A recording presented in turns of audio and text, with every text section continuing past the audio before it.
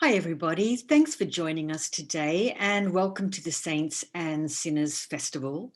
Today, I've got a very special guest I'm happy to be in conversation with, the author, Dr. Naomi Wolf, who you might be familiar with from her 1991 book, The Beauty Myth, which pretty much changed the way we thought about ourselves. And she's here again today to make us think again about how we think of ourselves with her latest book.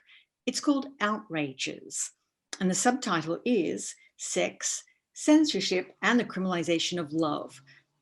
As mostly queer people, I believe, who are tuning in today, this is a topic that's only become more and more relevant as we've entered this pandemic, that you're watching this now from your laptop or your computer because of this pandemic, unfortunately. So we'll see you live next year. But Naomi, welcome. Where in the world are you? And welcome to this SAS Fest. Thank you for joining us. How have you been dealing with lockdown and these unprecedented times? Yeah, Merryn, well, first of all, thank you so much for being here. You know what a fan I am of you and the things you do. And thank you to SassFest. It's such an honor to be here. And it's really, really so, appropriate and wonderful for me because, my book is about a hero that I think should be much better known of the LGBTQ rights movement and history. And so it's incredibly satisfying to be bringing him and his story to SassFest and to this discussion. So thank you. I'm in Columbia County in upstate New York. It's snowing like crazy outside. And how am I dealing with lockdown? Well, that's a good question. As I was saying before we started rolling, for writers, I think the world hasn't changed that much because we're always introverted nerds, staring at our computer screens anyway, most of the time. But I'm having a lot of, thoughts about the politics of lockdown, the civil liberties issues represented by lockdown. I mean, it's a thorny and emotional subject, but I'm struggling, as everybody is.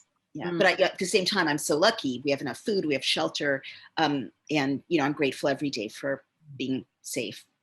Yes. Now, I'm the editor-in-chief of a website called Queer 40, and that word queer is a kind of umbrella term that describes a range of orientations and labels, gender and sexuality. Your book deals with the hidden world of gay men in the Victorian era. Now, that seemed to me to be a bit of a departure from what you normally have written about, which is the female experience, and mostly the straight female experience from youth through to motherhood. What was it about these blokes in England that resonated with you? That's a great question. I mean, but before I answer it, I just want to say I don't experience what I write about as writing about the straight female experience. I recall that you and I had a really interesting discussion in which you said, "Are you, like, well?" And I, legitimately asked, "Are you a member of the LGBTQ community?" And I've been thinking a lot about that question. I don't think anyone can opt in, at will. But at the same time, I haven't been writing about my life experience as a straight woman because I don't also identify as a straight woman. And I've written about that a lot, and I've always talked about it. But in Promiscuities, for instance, a central part of that book, which is my third book, was about coming of age as a teenage female, cisgendered female, and how our primary loves were all with other females. That was like the paradisiacal state, before kind of the world intruded with all of its expectations and norms. And because, and this is a longer conversation, I don't mean to kind of weigh into it lightly, but because I've never felt like there's a discourse that includes me until the word fluid, as you and I have discussed, like that's a pretty new word. And I kind of love it, but I never felt completely at home in the post-sexological world of, identities on a spectrum, because I personally experience human love and attraction subjectively more in a way that I can't, I don't have language for yet, except that I feel it toward humans.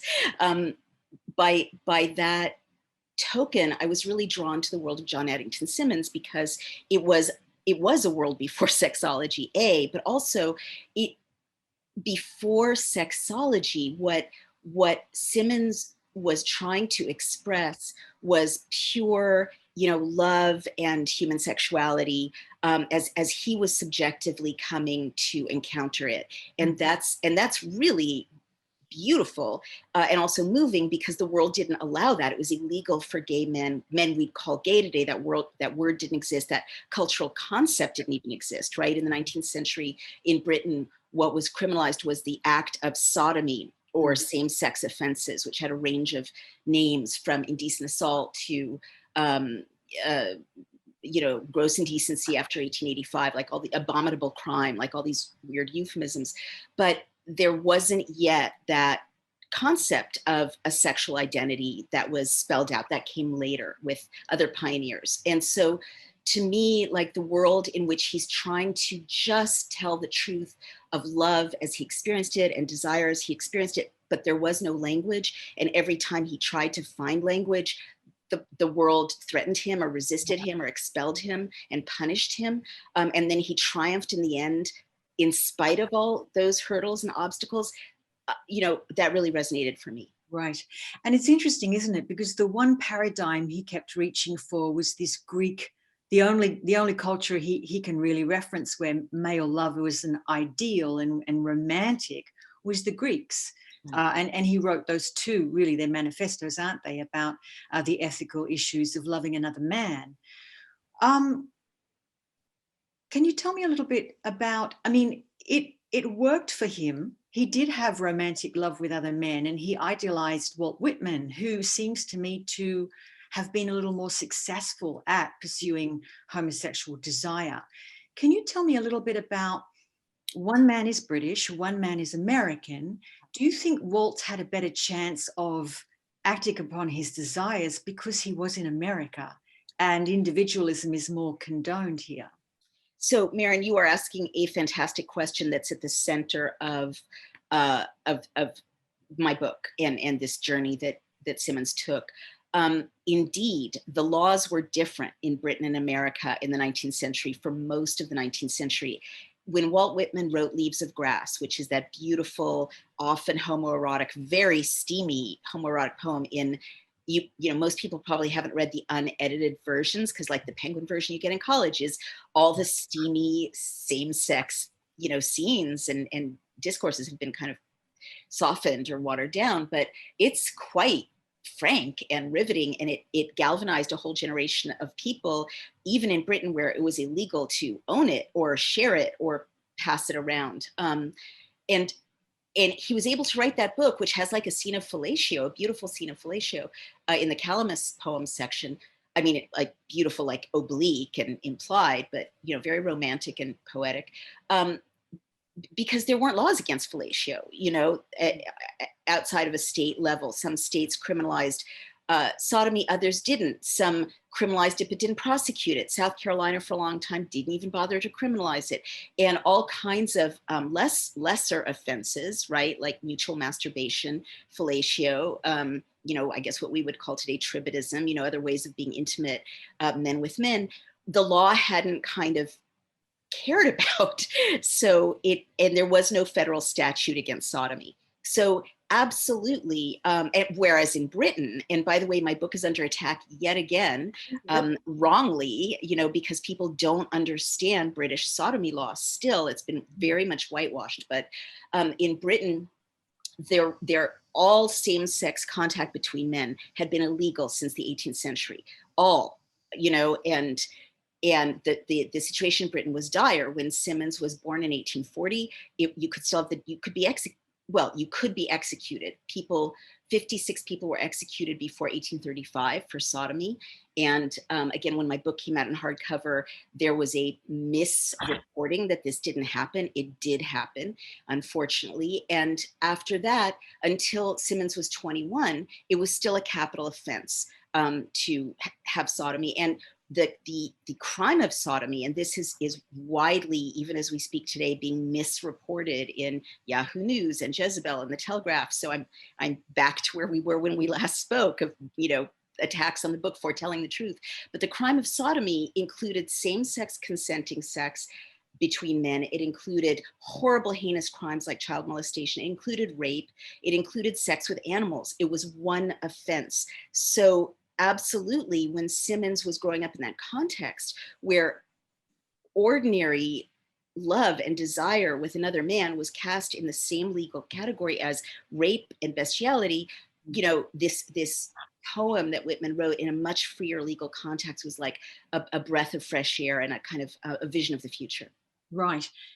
The controversy you're referring to was that death recorded era that from the Old Bailey records that you interpreted it as those men were executed. What they said was that it was a pardon, but it was a notation made by the judge. Has that changed? The status of that changed at all? Well, so, wow, there's so much misrepresentation about this book. So I had made two mistakes in interpreting two cases, as we discussed the last time in the hardcover. But I had been right in saying that there were dozens of men executed in the 19th century.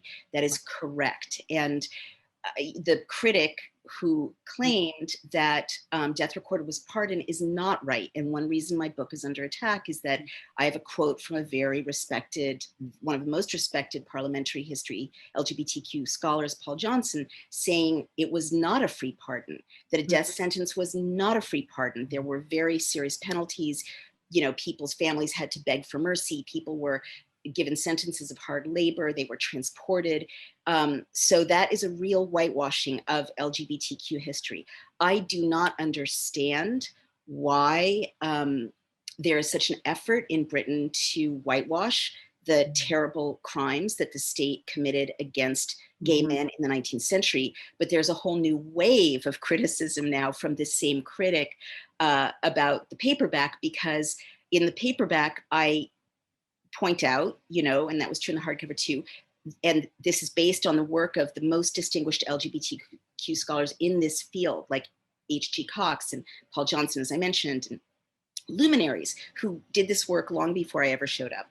And my book shines a light on them and their work. But in the 19th century, as I mentioned, sodomy included these various heinous crimes. So this appalling critic, who shall not be named, is saying that I'm confusing, quote unquote, healthy, normal, consensual gay sex with child abuse and molestation and sex with animals. He doesn't seem to understand there was no carve out. This is a category. Healthy, normal, consensual gay sex did not exist in law until 1967 in Britain. It was a crime. And in the 19th century, it was the same crime as these various heinous, appalling acts.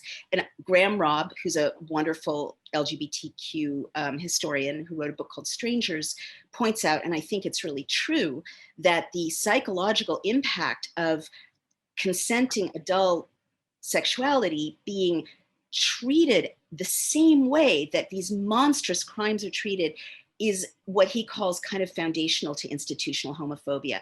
I personally think it's very important. I mean, I'm writing not as a historian, but as a literary biographer, but I'm writing about a young man. Imagine if, what you wanted to do with your boyfriend or your girlfriend was treated as the same thing as raping a child or having sex with an animal by the law and by the culture. I think that would have a huge impact. And frankly, I think that there are still people today who think the same. There are people in this country who think that.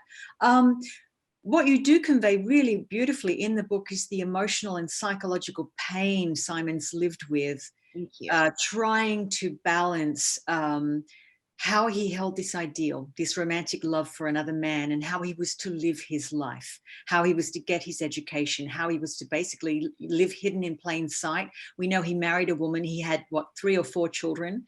4 daughters. 4 children, to almost as if he was trying. And it's heartbreaking to see him put so much effort into fitting in, basically. And also he wrote all of this in code. And I wonder if you know about the woman Anne Lister, who lived in Halifax, who wrote a 5 million word diary in code about being a lesbian. She started that in, I think, 1804, wrote that all through the Georgian era, and then she died about 3 years into the Victorian era. So, I mean, I wanted to bring her up to just reinforce that you really were onto something. These people lived lives of, they were successful, but they were terrorized as they lived, and they were terrorized by this state. What is your, what is the lesson you've taken? It seems to me this does resonate with your previous work, which always looks at the way the state intervenes in personal sexuality.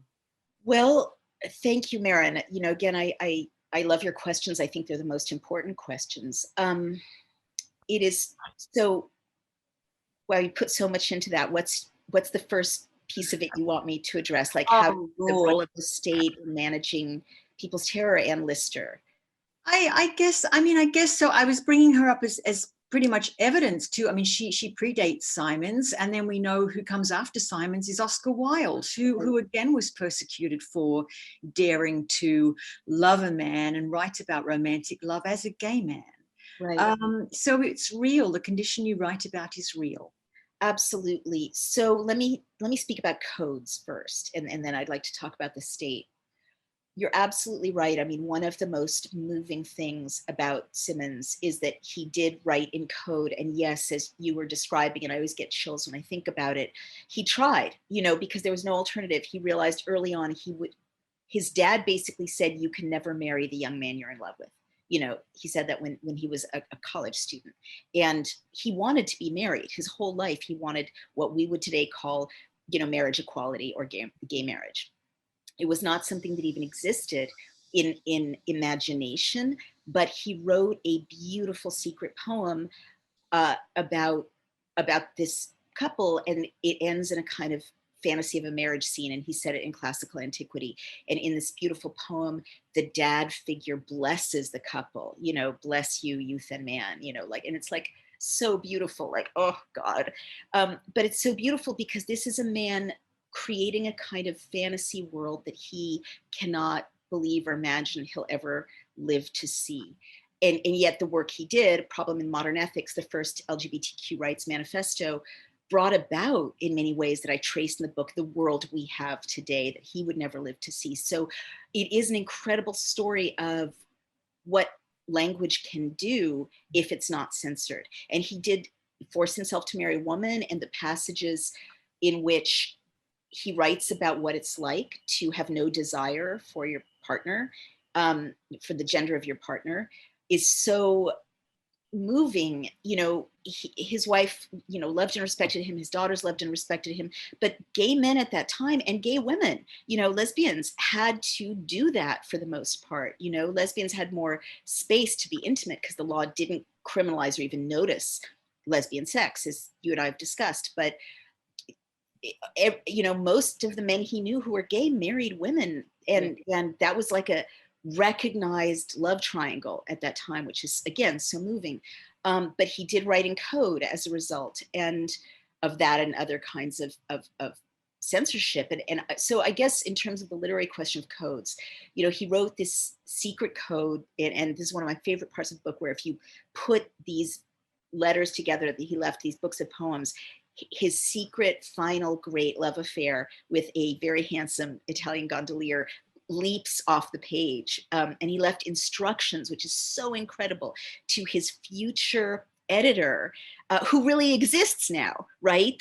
The young scholar who edited his secret memoir, to tell her how to put together those secret texts so that this secret, real story of this great love affair would come to life. So he extraordinarily, and Whitman did too in a different way, believed that the future would manifest someday. He had this incredible faith, and as a result of his activism, which didn't come naturally to him because he was a very shy, hesitant, conventional person by temperament, we do have the world that he left for us. So that's what I want to say about codes. I want to say one last thing about codes.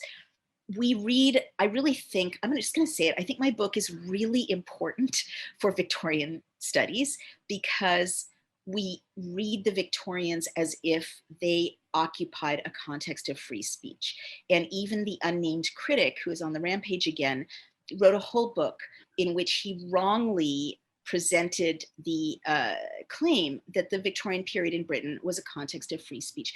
But it wasn't. It was much more like a police state, especially around telling the truth about same-sex male offenses, right? And there, after 1857, it was illegal to write openly about sexuality of any kind, and booksellers were facing hard labor for 2 to 4 months. One of a famous bookseller, Henry Visitelli, was broken in prison for selling Nana, Zola's novel Nana. People had trials, famous trials. They're in my book, Annie Besant, for passing out a book about contraception. And so it wasn't a context of free speech. So when we think about reading the Victorians, we have to recognize they were writing in a way in which it was illegal to tell the truth. And so now to Anne Lister, I think we're going to find, now that we know to look for it, many texts from people whom today we would call gay and lesbian, or even maybe transgender, maybe that will emerge, in which they are telling truths in code. There's been a lot of great work. So I know of Anne Lister. I confess I haven't read her primary documents, but Emily Dickinson was taught to me as like this celibate, shy chick who has a crush on this really annoying male critic. Well, that it turns out is not who she was. She was totally a hot lesbian writer, according to in love with her sister-in-law. Exactly. It's so interesting because yes, Anne Lister has something in common with your guy. She just wanted to marry a woman. She wanted a normal life. She wanted to marry. And as for the Victorian era being about freedom of speech, I'm so mystified. That's not what I was taught at all, because I think he's got it confused with the Elizabethan era, which definitely, was more polymorphous. But I have this story about, it's quite famous, about Queen Victoria. When she found out that 2 of her maids were lesbians, she had to have it explained to her. She didn't know what it was. And then she decided to have a statewide crackdown on homosexuality because she didn't want it near her. Oh, wow. So that's my understanding of Victorianism. One of the things you mentioned, there's one of my favorite chapters in the book, is the issue of sanitation in Victorian England. Very timely. It became an excuse for the state to intervene in the behaviors of bodies. Literally, they had a cleanup. Now, what are some of the resonances of that for us today? How do you see that as spilling over into the modern era? Well, I see your the connections I think you're making, and I'll go ahead and wade right in. It's very timely, and sometimes, honestly, when I think, why is this book being considered so dangerous that it's been canceled once, and now then it was published again, and now it's under attack again, and like, what is in this book that is so problematic to have out there?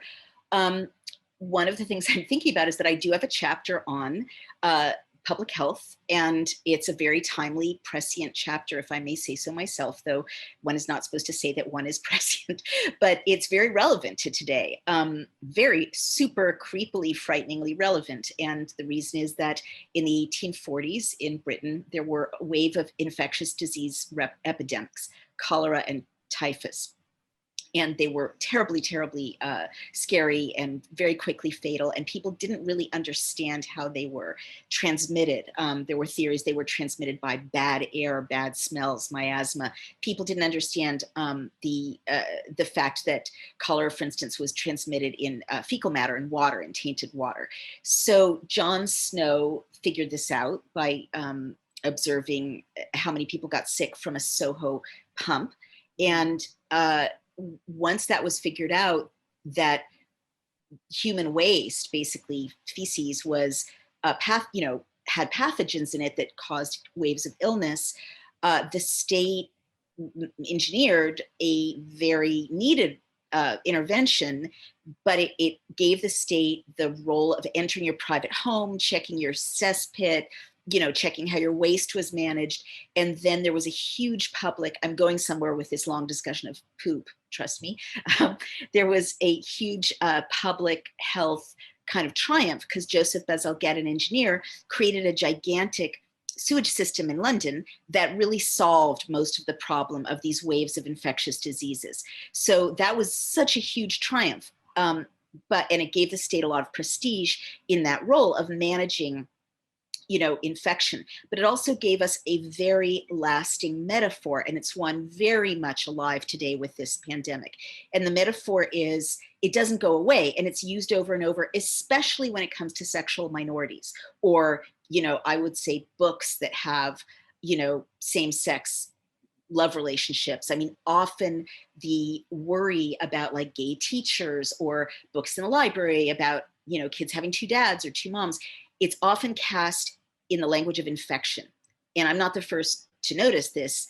Illness as metaphor. Susan Sontag wrote about kind of infection as metaphor, or AIDS and its metaphors. But it's very enduring. And so it's like, oh, you can't let gay teachers be around middle school boys because their lifestyle will infect them, their ideas will infect them, their example will infect them, as if homosexuality is transmitted through, like an infectious disease. So where this goes is that the sewer created kind of a metaphor for the commons between us, in which my private home had a relationship to your private home, because infection could flow from my private home to your private home. And this radically changed the very important post-Enlightenment idea of privacy, which had been very strong in Britain, but in America too. A man's home is his castle, a woman's home is her castle. What you do in bed is none of my business. I may like it or not like it, but I have no right to have an opinion about what you do in bed or what you read. It's your business, it's your privacy. Well, when the state can say it's our role to manage the commons because what you read on your computer could infect that other person, or who you sleep with could infect the commons, that gives the state the role that I think it's abusing right now to constantly manage the body, constantly intrude on the body. And the other thing, I'm not an anti-vaxxer, but I must notice that the other thing that chapter goes into is that there was a campaign to vaccinate people in the 1860s, and this really upset a lot of families who felt like it was the parents' job to decide what went into their kids' bodies, not the state's. And they mounted the first anti-vaccination campaigns, which were very widespread. And you can make of that what you will. I'm just telling the history, but the struggle to keep the state from managing your private body, really goes back to that period. And the state's claim to have the right to manage bodies was really buttressed by this public health triumph. And the last thing I want to say about this is it's the bodies of women, and I go into detail with the Contagious Diseases Act, where the state was basically kidnapping women off the street who looked like they might be prostitutes. Subjectively, what does that mean? And forcing them to submit to vaginal exams. And then that same demonstration that the state has the power to like intrude on and penetrate your body was kind of migrated by the state to the bodies of what we would today call gay men, with and Simmons writes about this, in his book. There was this fantastical imaginary taxonomy in which I'm just going to say it, the anuses of passive sodomites were supposed to have telltale, characteristics, like a witch's mark. And the state literally sent venereologists to examine and probe the anuses of men accused of sodomy to establish if they were innocent or guilty. And I think, just as I believe that, and by the way, I think in doing that, the state was kind of demonstrating control and punishment over the bodies of gay men, right? In a way to dramatize to everyone. And because we've talked about this, I think homophobia works this way, right? That the bodies of gay and lesbian people, very notably trans people right now, are singled out, I think, for kind of very creepy demonstration purposes to the rest of everyone that the state can do this to you. You know, they can do it to them, they can do it to you. So the bodies of gay men were, you know, intruded on in this way. And we see this practice lasting to this day. Like Scott Long talks about how men arrested for sodomy in Egypt are subjected to the same kinds of violations. And like, it literally goes to the core of homophobia, I believe, because who gave the state the role of saying what you can do with your body, whom you can sleep with, where you put your genitals, whose genitals you let touch your genitals? It's an imaginary role that the state, you know, kind of perfected for the modern era, using this, I argue, kind of public health crisis in the 1840s. Mm-hmm, exactly, and how the issue of purity is connected to state power, and there are all these measures for purity. But some of those tests you mentioned, they were being used here in the US in the military up until the 60s. So it's like this stuff is still here, you know, like examining a soldier to find out if he was gay, the gag reflex test. All of this stuff was used up until Vietnam War. Merryn, So forgive me, I'm not familiar with this. Would you educate me? I don't know about this. it's what I mean. I suppose I'm a professional gay, so I've grown up learning all of this stuff. But let's jump ahead a little bit. I noticed that Larry Kramer blurbed your book, and he was one of the biggest really commentators on the AIDS pandemic as it happened, which in your and my lifetime, this was the last big pandemic we lived through. You were active then, you were around, you were actually writing and thinking at the peak of the pandemic.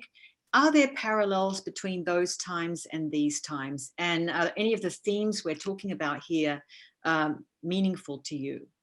Very meaningful. It's such an important question. And I write and talk about it a lot. At the beginning, so I was in college at kind of the height, and then just graduated from college at the height of the AIDS crisis, or when it was first kind of appearing in, you know, human awareness in a very hysterical way. A lot of themes are important and recur. One of the things that happened that I will never forget is that this trope of gay people being dangerous and infectious and threatening physically, you wouldn't know if this was a sick gay person. They might, you know, infect the body politic of all us nice straight people. You know, that was an early discourse that was very prominent. Like, people have forgotten. It was horrible. And the stigmatization of gay bodies, as well as Haitians and people with hemophilia.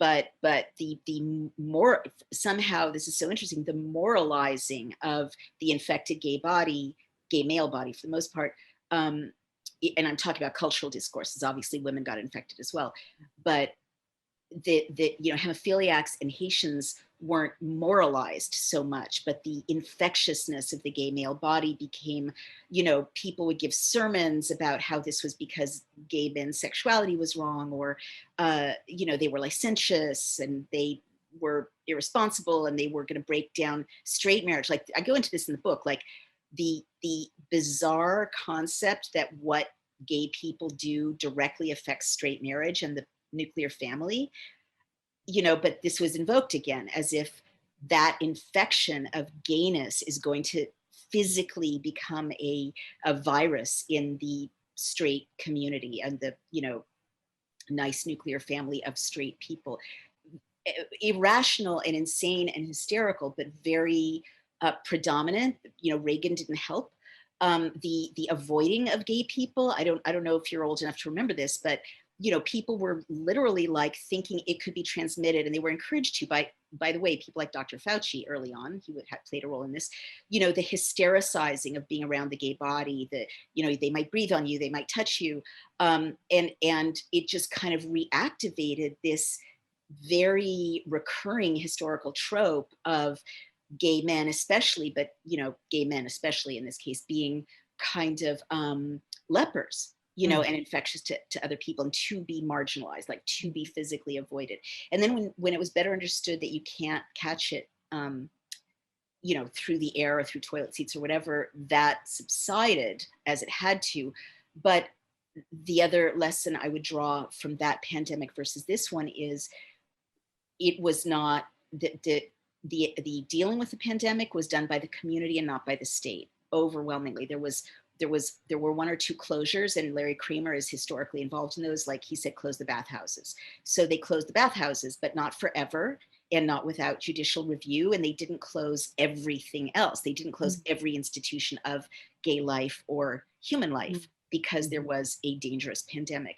The community mobilized to support the vulnerable, to bring food to people who are housebound, there was activism to get better drugs from the government. There was huge amount of education about how to make good choices, how to make safe choices, but the state didn't quarantine sick people by force or say HIV positive people cannot, by the rule of law, have sex with anybody, right? Everyone was encouraged to know about the risks and make their own personal choices. Early on, people said insanely that HIV positive people should be quarantined, but that was treated as an insane suggestion. So to me, many, many thousands of deaths resulted from that horrible pandemic. It is a terrible tragedy, but we didn't lose our liberties. And yeah. Sorry. No, so let me jump in, and I'm sure we're going to get a little bit controversial, but I think you're okay with that, just a little bit. So with the AIDS pandemic, of course, one of the biggest initiatives was the wear a condom, all the PSAs, all the education around safe sex, which was a term we didn't really have before, and we had to make it explicit. And I know that Larry Kramer, he copped a lot of flack for saying close the bathhouses, just abstain, don't have unprotected sex anymore. And there were a lot of people who didn't want that to happen because they'd fought so hard against the kind of state intervention that you talk about. And, to be sex positive and to be sex active was tantamount to their identity. Now, at what point can we make parallels between wear a condom and wear a mask? At what point does it suppress our individuality and our civil liberties, which you're extremely big on? Because I know as a woman, as a Jewish woman, I know that the biggest privilege, the freedom to move, which I believe in also, the freedom to be self-determined and to not be restricted in your movements and your behaviors. Yeah. Thoughts? You're asking a really important question. There's a role for public health interventions in emergencies. There is, but in a free society, and I'm not making this up, the rule of law in a free society is it's subject to legal challenges and it's subject to legal review. Emergency orders in a free society are not forever. You have to submit them to oversight. And that was true in the AIDS crisis. Bathhouses were closed, but every place gay people met was not closed forever. Like the Labouchere Amendment criminalized gay men meeting if their meeting would lead to sex, right? Nothing like that was done in the AIDS crisis. As you point out, there was education and people were really encouraged, and they should have been, and it was vital, educated, encouraged to make good choices. And even me as a young woman, I could call the AIDS hotline or the Gay Men's Health Crisis hotline. They were open to everyone, and I could say, this is my, situation, or this is the person I want to sleep with, or, and there was so much good information about what was safe, what was not safe, how to find out if you were safe.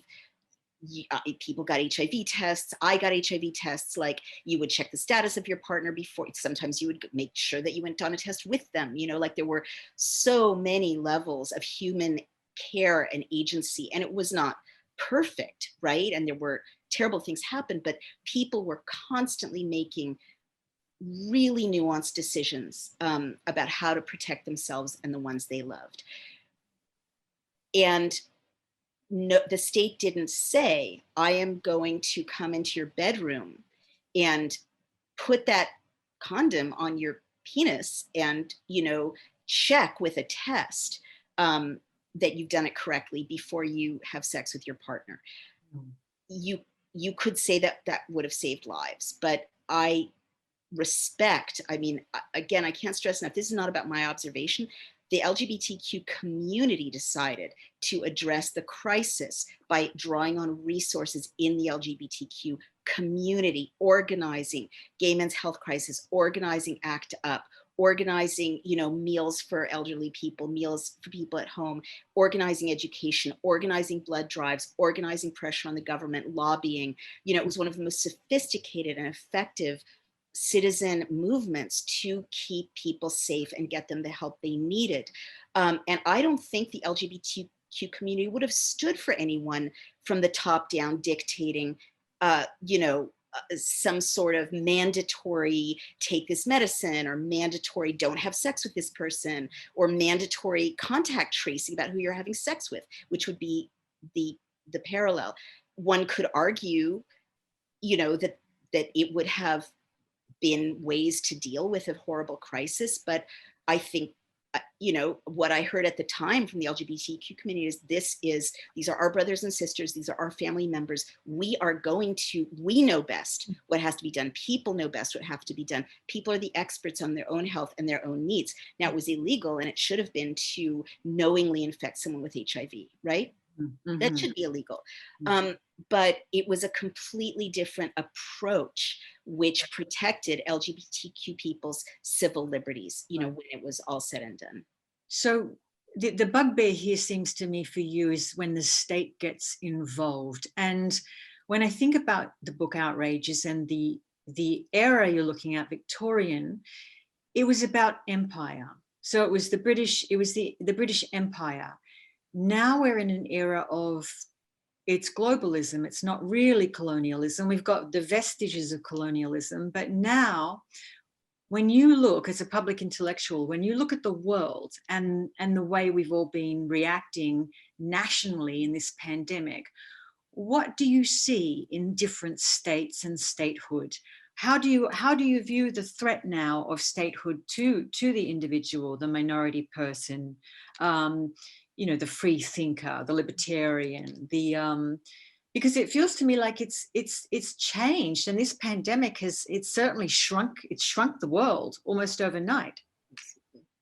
I mean, Merryn, I'm really worried, as you know, and I'm worried, from having studied closing societies and closing democracies for a book I wrote in 2007 called The End of America. I'm worried because, as a former political consultant to both Clinton and the Gore campaign, or Clinton campaign and the Gore campaign, these people, no one in power gives up power if they get it. And these emergency measures are not going to be easy to roll back. And so I am seeing everyone losing rights right now, and disproportionate to the people who are really need to be protected and need to be supported, who are truly vulnerable. And I see that a lot of data is not transparent, and that worries me as a reporter. We should be able to check and see the raw data on the basis of which sweeping decisions are being made about who can make a living and who can't, whether kids can go to school and whether they can't. You rightly brought up the question of, well, when is it mandatory? When should mask wearing or condom wearing be mandated by the state? And not that they're the same thing, obviously. And I've been hearing very moving things from physicians who are very, very worried, who say that people are dying from lockdown policies, that they defer care, they come in riddled with cancer, suicidality among children is up, kids are coming in 1,400% rise in brain trauma, head trauma, from domestic violence is up, deaths from alcoholism, deaths of despair are up, and they are movingly saying versions of, people are the experts on what they need to protect their own health. And if you give people information, they will sensibly wear masks when they need to wear masks, or when they're at risk, or when they understand the risk. They won't, they will make good decisions about protecting other people. They will know whom to assemble with and who not to assemble with. They'll take care of themselves. And and I'm hearing from a lot of doctors and epidemiologists that the policies are not being crafted by physicians. They're being crafted by people who see humans as viromes, instead of and so that they're going against what many pandemics public health experts have told me is 130 years of public health wisdom. And in all the pandemic planning until March of last year, when we emulated China, which we've never done before in the West, is about supporting and protecting those who are at risk, as we do, for instance, when TB spikes in America, which it hasn't gone away, and maintaining everything else as normal as possible. And in study after study, decade after decade, that is how pandemics have been dealt with and epidemics have been dealt with effectively by those who practice actual public health. I don't know if I've answered your question, but what my worry is that lots and lots and lots of money is being made, and maybe we're off subject from John Addington Symonds, but it's kind of related because it's about the state overreaching, by industries that profit from keeping us inside forever. And that is skewing, in my view, a real scientific response, a real public health response to a real pandemic. Does it bother you that some people would worry that that line of thinking is in line with certain conspiracy theories, that there was an agenda or there's been a hijacking of this situation for larger entities to control or profit from us? Now, that's not me saying that. No, I Does understand. it bother you that some people might draw that conclusion? Where has Naomi Wolf's mind gone? What's she thinking about? She's playing with fire. What would you say? Because I'm curious about, you are a public intellectual and it is your job to take your mind to different places. But we're also living in a really strange time, cancel culture, where we're not allowed to go to all the places with our minds that we used to go. Well, Merryn, let me gently but very firmly kind of speak to what you just said, because it's really important. What I noted that, and I'm not the first Naomi to address this. Naomi Klein wrote a very important book called The Shock Doctrine, in which she didn't say that disasters are engineered by people who profit, but she gave example after example, very persuasively, that lots of special interests exploit crises. And that's what I'm saying. I'm not saying this was unleashed on us by Amazon or in a lab. I'm not saying that at all. It's a real pandemic. It's a real virus. But not that many people in the world have advised Clinton's advisors and have advised Vice President Gore. I am a person who did that, and I try not to kind of play that card in an obnoxious way, but it has given me insight into how these decisions are made at the highest levels that most people, frankly, have their life experience has not been to advise Clinton's advisor and a vice president, two different campaigns. So what I can tell you 100% for sure is that public health policies are not crafted. People think that they are crafted to mirror the needs of the crisis, the medical needs, the physical needs. That is just not true.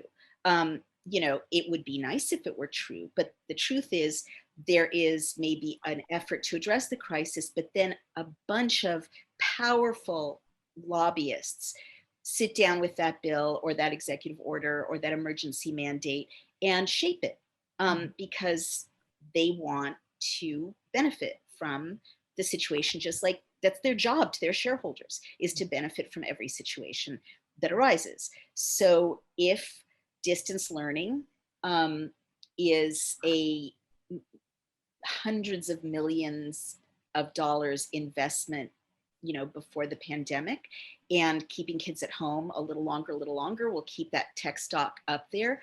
There's a lot of tech lobbyists who are in that room saying, well, we don't want to lift these emergency orders and get kids back to school and they never say till, we run out of a desire to make money. They'll always say till there are better benchmarks. Well, what are the benchmarks? I mean, does anyone have transparent benchmarks anywhere on what's okay, what the goals are, what the numbers are going to be before we can all, resume human society? No one does, and that's not sanity. That's not science. So I just know that, Amazon had its best quarter ever, right? Tech stocks had their best quarter ever. Bloomberg, which reports the numbers and owns the, platforms that produce the numbers, unprecedented profits. That's not a conspiracy theory. That's just knowing that in every crisis, as Rahm Emanuel said, never waste a good crisis. These policies are not crafted by doctors alone. So follow the money, follow the money. Thinking about issues of state power and sexual and gender minorities, you mentioned transgender people earlier. And I mean, you and I have lived through, huge advancements for the gay and lesbian community. But it seems now that transgender people have become the new scapegoats. Now that, gays and lesbians can get married, the state can't intervene in our happiness and our sexual freedom as much as it used to. But a transgender person who needs surgery to be who they are needs to really play ball with the state. So it's much easier to intervene in their life. Transgender people really only make up 1% of the population. Why is it so important to turn them into the scapegoat right now? What's going on? What's your thinking about that? Well, I think it's we always need a scapegoat, don't we? We always need, for some reason, we need it to consolidate power. It's a kind of human weakness, the tendency to other. And I think because transgender people are really kind of vector between sexual orientation and gender, I suppose there's some outrage at the idea of a man that was born male deciding he wants to abdicate that privilege and be the woman he really is. It unsettles the patriarchy, I suppose, which is why I've always felt such kinship with transgender women, because I'm like, girls, come on in. If you want to come on in, that's amazing. What do you think, though, in terms of the state intervening? There's all of these bills going through state legislature right now. There's like hundreds of them to keep transgender people out of everything. Why is it so important? So again, such an important question, Merryn. A really interesting thing I'd like to note is that in the 70s, there wasn't this kind of cultural hysteria around transgender people. There were some famous transgender people, and as with Fanny and Stella, who are two cross-dressing people in my book in the 1870s, there was actually a lot of kind of relaxed coverage of some well-known transgender sports figures or scientists or literary critics in the 70s and into the 80s. So this is definitely what I would call a manufactured hysteria, a more, what Scott Long calls a moral panic. I don't think it's that organic. And here's my best take on it. The policies that foment hysteria and hatred and these identical bills, you're quite right, they're, state bills are identical to bathroom bills. They're funded by the same right-wing entities, and they're kind of produced on a kind of industrial scale. The talking points about why people should hate transgender people are the same in Britain and America right now. And the political advisors on the conservative side are the same in Britain and America. It's the same people, basically the same shop, telling conservatives how to stay in power, or now how to regain power. Those websites that foreground the threats that transgender people pose to our daughters in the bathrooms, this mythological threat that never is not based on reality, because as you and I have discussed, the most dangerous person to a young girl is a cisgendered heterosexual male. But they make a lot of money from donations.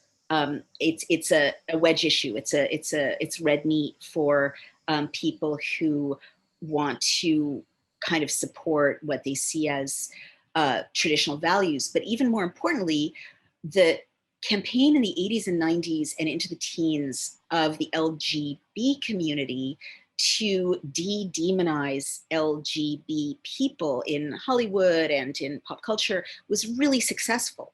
So the right lost a really useful wedge issue to splinter progressives with, because people like gay people now, like for the most part, I mean, much more than they used to. It's harder to say, look at that gay teacher, because even like a fundamentalist Christian mom is going to be like, well, I know him, and, he was at the bake sale, and, he's fine.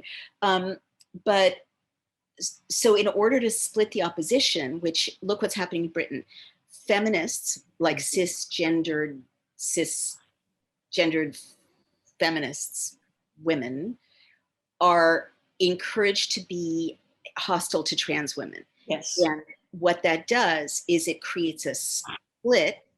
And LGB, there's actually an LGB alliance who's often attacking me when I stand up for trans women's rights.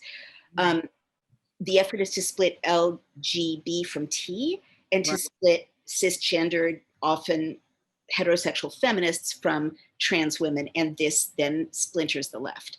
It's effective, and so that's what's happening now. And it also does give, well, let me just talk about homophobia for a minute, if I may, like the visceral quality of it.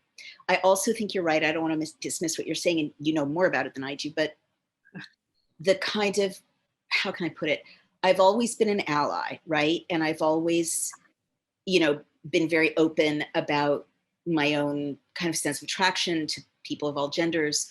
But I've never, until I actually came out with a book championing an LGBTQ hero and standing up for trans women's rights in public social media, so kind of regularly, and kind of calling attention to atrocities committed against gay men in the past, I've never stood in the fire hose of homophobia personally. I've always had, I guess, not gay privilege, right? Like, you can say you're attracted to women and men, but for some reason, it never, I just have not been situated in that space of receiving that energy. And I don't know how to say this, but, and I know you'll be saying, like, you idiot, obviously, but it's relentless. It's overwhelming, that visceral, psychotic aversion, hate, hostility, it's so exhausting. I don't know how anyone survives it, right? And so it's really given me, again, tiny compared to what people live through when they live that identity day after day after day publicly. The endless force of people's ability to hate and reject. I do think, all that energy, for whatever reason, because people are sick and suppress themselves, has gone on to trans people, the last group that is allowed to be hated. And these right-wing positionings that allow you to hate because they're threatening your daughter's, sports experience, give that permission. So I hope that's answered. I mean, I hope that's addressed your question a little bit. I'm sorry to be so naive, but it's like so astonishing. Well, the rules keep changing. And I think this is what's very interesting with social media and digital media. I wanted to ask you, though, you brought up, what's happening in England with the TERFs and the anti-trans stuff that's even in the lesbian community there. But what does it feel like you're a best-selling author, you're a public intellectual, you've got books that really did change the way people think about things. And when we mentioned what was happening in England with the transgender people, I immediately thought of Germaine Greer, who I read The Female Eunuch. What a landmark book. That book changed me. That was probably the first feminist book I read. J.K. Rowling. What do you think when you see these women that we once admired? Their books sold millions. They changed the way people thought about themselves and the culture. Is there a way that you can, as a public intellectual, go down the rabbit hole and find yourself on the wrong side of thinking? And is that what happened to them? Talk about them. Yeah. God. But also, do you feel like, do you identify with them, and do you think there, but for the grace of God, No, I do not. Do you give you a chance to say that? I'm that's what I like to bring. I think it's appalling. I think it's unforgivable. It's so wrong. I'm horrified that, I'm horrified that feminism is being used to justify transphobia. Mm-hmm. I'm horrified that a single feminist, and you haven't even named all of them, has gone along with it. They're absolute collaborators. In a completely, no, let me say that. They're collaborators with evil. It's evil. It's not a point of view. It's a it's saying yes to the dark side. It's saying yes to a satanic approach to your fellow human being. It's unforgivable bigotry. It's you know, it's like every kind of worst racism or anti-Semitism or horrible ism you can come up with. That's even worse because it's rejecting people at the ground of their being, right? Well, I guess the others are too, but it's so it's unnecessary. It's like I don't have words enough to describe how wrong it is. And for women who have platforms like Suzanne Moore, you know, she deserves to be in that hall of shame as well. Talented women to speak up in support of rejecting other human beings for who they are, you know, based on gender, right? Of all irony of ironies, is like they really are going to, like, I just keep thinking, I do believe in the afterlife and they're going to be answerable to someone for committing hatred and fomenting hatred. It is not okay. And you know, I spent a lot of time getting all kinds of attacks and abuse because I try to be so public supporting trans women and trans people as a cisgendered feminist. I think that's really my responsibility. But I partly feel like it's my responsibility because these other fucking bitches have kind of left the room to go into Satan land. I mean, I'm sorry to be so direct, but there's no excuse for it. And they need to be, you know, held to account. I mean, you know, there's freedom of speech, but it is not acceptable for them to say such things and be, you know, welcomed into the community of men and women who are decent. I think fear Or and men and women and people who are decent, forgive me. right. No, fear and privilege is a terrible combination. It's a bad combination because once you get to that position of installation and wealth, and then you also hold these fears or these hatreds for certain people, it can be quite devastating. I wanted to ask you a little bit because we're running out of time shortly, but I did want to ask you about the digital age and the role of the writer. You've written, is it 9 books now? This is your Eight. eight books. I know you've got The nine next in one, you. Nine's coming, right? The amount of effort it took to do this research, it's like a doctoral thesis. It's like you wrote your doctorate again. How many years did it take you? 8 years. 8 years. Obviously you want people to read it, and I want people to keep reading everything. Thank you. What's happening to us in the digital era? Some people have said we don't read anymore, we just scan, we make snap judgments before we click on the link and read the article. What as a writer, can you tell me about the importance of reading and what it does for us to keep us human? Yeah. Oh, that's so deep. I mean, I do think the digital age poses a real problem. And just a quick example from my subject, which is this period when men were persecuted for loving each other in the 19th century in Britain. The really accurate histories of how extensive that persecution was are behind paywalls. They are, you know, H.G. Cox's work, Graham Robb's, Paul Johnson's. I've talked about this. You have to buy those books. You can't just click on a link and read them. They're not on Huffington Post. They're not on the Telegraph. They're not on Yahoo News, right? But the misrepresentations and whitewashing of how much gay men suffered is out there everywhere for free. And right now it's out there on Yahoo and Jezebel. And there's a guy saying, you know, it wasn't that bad. It was very tolerant, you know, totally, totally wrong.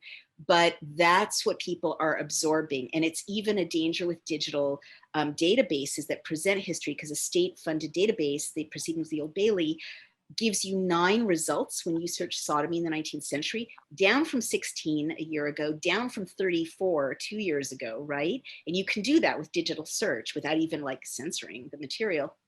But if you read Paul Johnson or H.G. Cox, there were 8,000 committals, arrests in the 19th century for same-sex offenses. So if you're a student, you're getting a very different view by reading these books that you have to pay for if you're lucky enough to do it, of 19th century suffering of gay people in Britain than you would by reading the guy on the reading a blog by the guy on the BBC who's making things up about my book again, or reading Jezebel today. So that's a real danger. So I hope that people will, if they can't afford books, books are threatened, especially with lockdown, right? Who suffers? Who's closing? Human spaces are closing, bookstores are closing, libraries aren't open. People are dependent on that mediation of technology to see what there is to read. So Amazon's algorithms can hide gay content or promote gay content, and you'll never know what you're missing. So please go support your local bookstore. And if you can't afford to buy books, please go to your library, order books. A lot of them do it digitally now, where you can go pick it up outside, but read the real books, because there are a lot of people kind of skewing the facts for their own purposes, and a lot of erasure of history, which clickbait makes possible. It's true. One of my favorite things that I learned in the book was that Symonds did find love, and he was happy for a period of time with, I believe it was his Venetian gondola. Is that correct? That's right. And it's lovely. I don't know if you know this, but Daphne du Maurier, the British writer who was bisexual but mostly preferred women and had a love affair with Gertrude Lawrence, the actress. Oh, wow. Their code word for being lesbian was Venetian. That was their code word. And I also believe that when Jeanette Winterson wrote her book, The Passion, she said it in Venice as well. It's been a kind of code. And I thought how apt it was that he found love in that way. And it was very romantic. What for you, in researching these men's letters and writings, what was romantic for you? Anything they wrote or thought of you? It's all so romantic, Merryn, the whole story. I mean, the fact that he wrote a 50-page love letter to his boyfriend when he was 18 in quatrains, right? I mean, he was a great romantic, and he always believed he would find true love, that it was possible. And he actually lived a double life. As an older paterfamilias, he had his 4 daughters in Davos and his wife, and they all, again, kind of weirdly tolerated his situation because they loved him. And I guess he was honest with them. But he also would have this double life in Venice with a younger generation of what we would call more out gay men. And that's where, indeed, one day he met Angelo Fusato, who's just such a vision, even now in his photograph.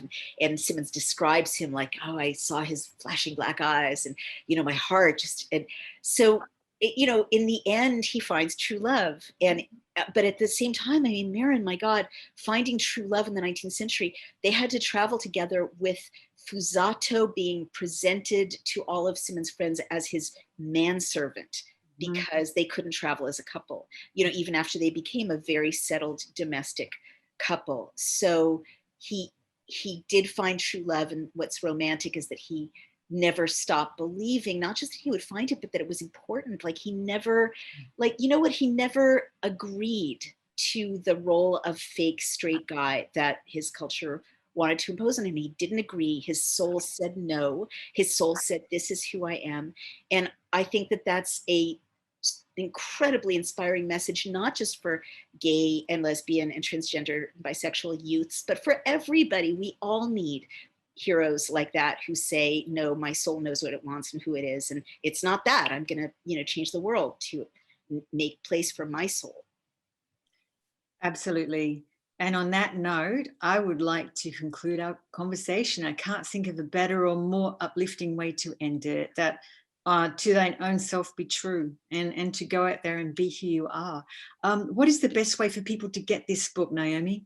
Thank you. Well, please order it from your local bookstore, because I believe in the independence. There's also something called IndieBound, which lets you order from independents. And Amazon, or if there's a physical bookstore near you, they need cheering up, go walk over there and order it. You can order it from Chelsea Green, my brave publisher as well, that published it after it was canceled. So it is out there, and it's #2 in British law on Barnes & Noble. So all this hostility toward the real history of what happened to gay men in the 19th century and my personal hero has not stopped it from getting in the hands of readers. Thank you for asking. You're welcome. Everybody, that book is Outrages, Sex, Censorship, and the Criminalization of Love. Thank you so much for joining myself and Dr. Naomi Wolf. My name's Merryn Johns. I'm Editor-in-Chief of Queer 40. Please enjoy the rest of the Saints and Sinners Festival. Bye now.